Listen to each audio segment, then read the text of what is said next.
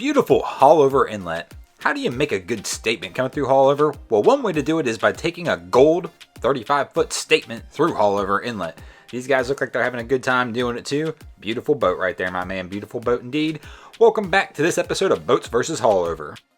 Our first contestant is going to show us what it's like when man and machine try taking it easy on Haulover, and Haulover isn't having nothing to do with it. That's right, my man here is bringing his Monterey through Haulover Inlet and just kind of taking a little bit of a tail whipping. They're coming through here a little bit slower than they probably should be, but that might even be because of what's going on here. As you can tell, he's got his girlfriend, wife, or sister, or whoever it is, hanging out in the back lounger he's rolling through here. Of course, if he's rolling through here at speed, that'd be pretty dangerous for her. This still could be dangerous for her at this point anyway, but they do make it through fairly uneventful, but still, the kind of ride they had to take to get through here. I'm going to give this round to Haulover. Our second round is going to feature a boater who's going to show us what it's like to get through Haulover the easy way.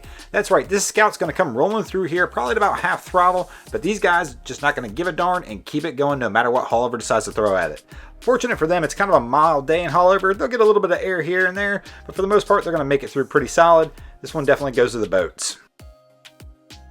Our next boater is going to show us what it's like when one of those boaters is made of sugar that comes through Haulover. Many of you may have heard that old adage, it doesn't matter if I get wet, I'm not made of sugar. Well, this guy apparently doesn't believe in that theme. Right here as these guys are rolling out in this robalo, you're going to see this gentleman coming up here in a second really tuck in behind the console and do anything he possibly can do for the rest of this ride to prevent himself from getting wet. Once again, I believe he believes if he gets touched by water, he's going to melt because he's made of sugar. We're definitely going to have to give this round to Haulover because she only likes people with salt in their veins.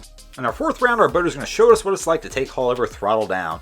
I'm not going to lie, I've not been a big fan of these MTIs, but the longer I'm doing this, the more I really am starting to enjoy the lines that they have and the way they just absolutely crush Haulover. If anybody from MTIs out there listening, hit me and your boy Wavy Boats up. We'd love to come check out your operation, maybe do a video about it, maybe review a few boats while we're there.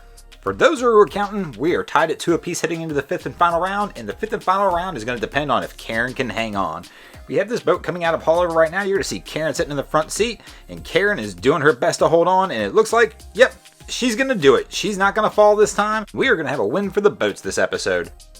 Thanks for watching. I sure hope you enjoyed the video. If you did, be sure to check out our other 2 channels.